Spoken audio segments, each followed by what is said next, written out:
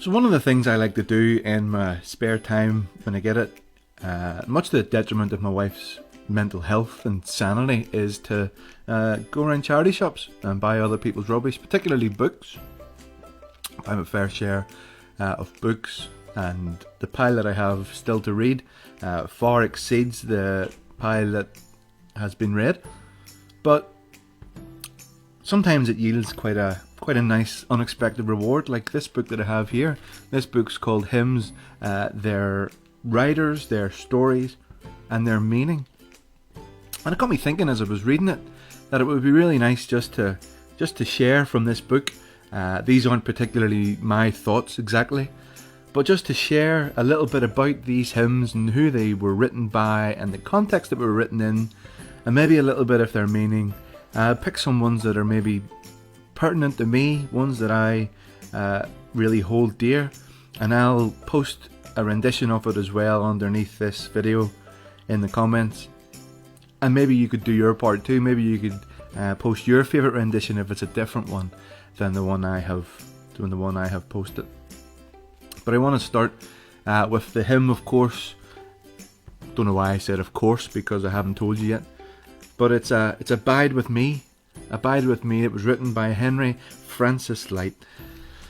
And it's a famous hymn. It's famous probably more so for being sung at the FA Cup finals. It's probably still sung now. I haven't watched an FA Cup final in a few years, given my particular slant in supporting a particular team.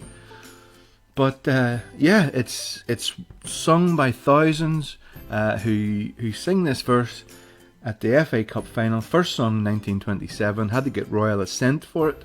Had to get royal approval from George V. And it's a famous hymn. It's a famous hymn, Abide With Me, based on the request of the disciples to Jesus on the road to Emmaus. They say, abide with us, for it's toward evening and the day's far spent. And even when we hear that verse, and it gives us a feeling of a hymn sung in the evening, at dusk, or just before we retire for the evening. That wasn't the original intention of Henry Francis Lyte. This was not a hymn to be sung in the evening, but in the eventide of life.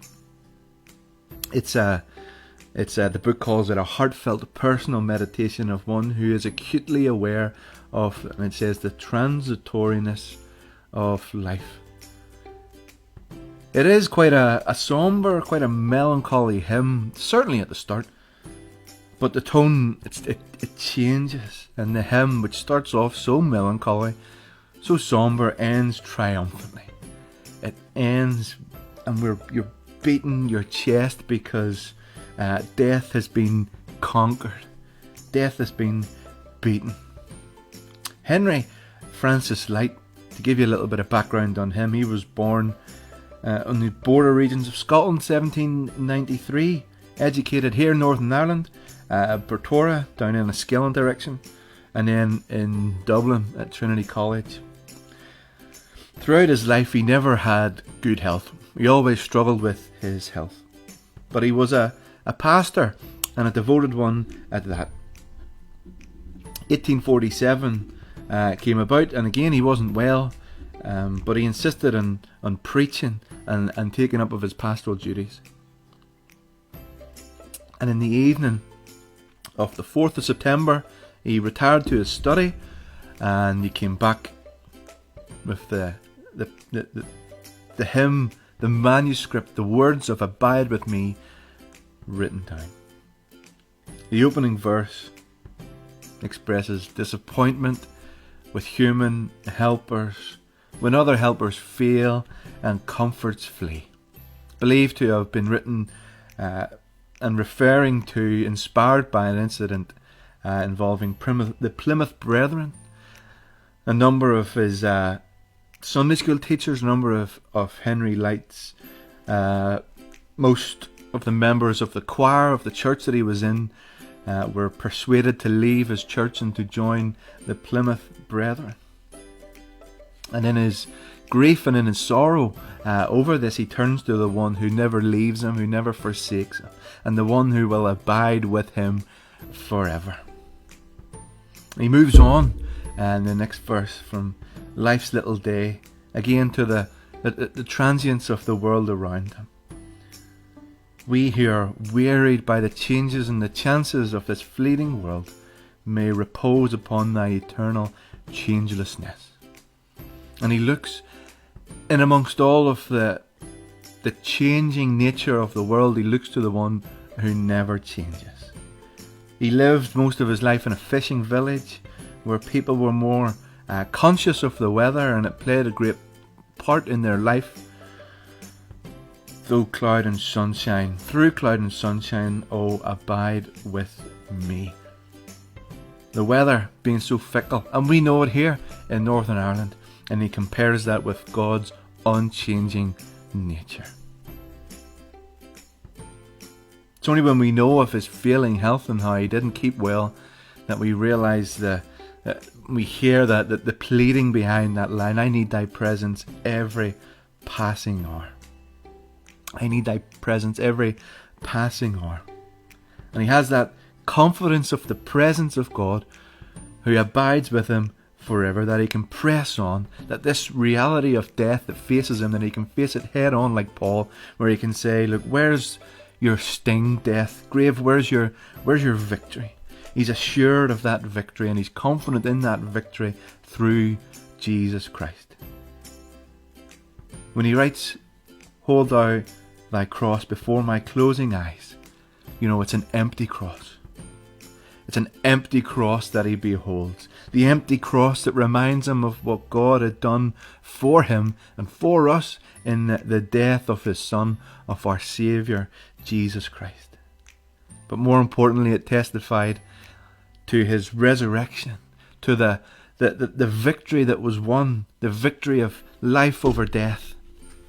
Sin was defeated. Christ has won.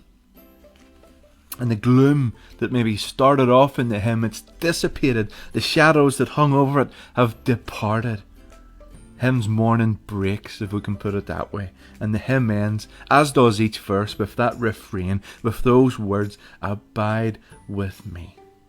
And if we have abided in him, and he in us, then, death is not something to be feared and to be scarpered from. It's not something to hang over us day and daily. It's but a mere transition into the nearer presence of God and the glory of life to come.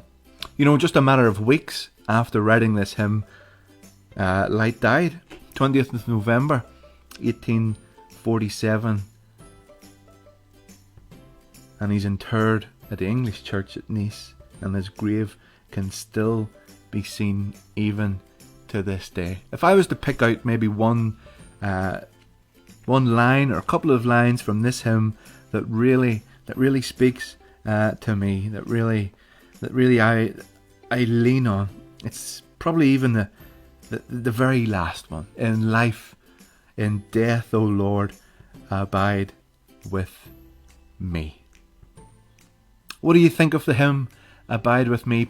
I'll put it down below, and do tell us your thoughts. And we'll be looking at some other hymns periodically down through the coming days. But if you want a copy of that book, do find it. You don't have to go to your local charity shop, but it might help. It's called Famous Hymns, Their Writers, Their Stories, Their Meaning, and it's by Hopkins. So that's Abide With Me, and I've been Jordan, and I will see you again next time. I don't mean to sound so game showy when I said that, but I will see you. Blessings.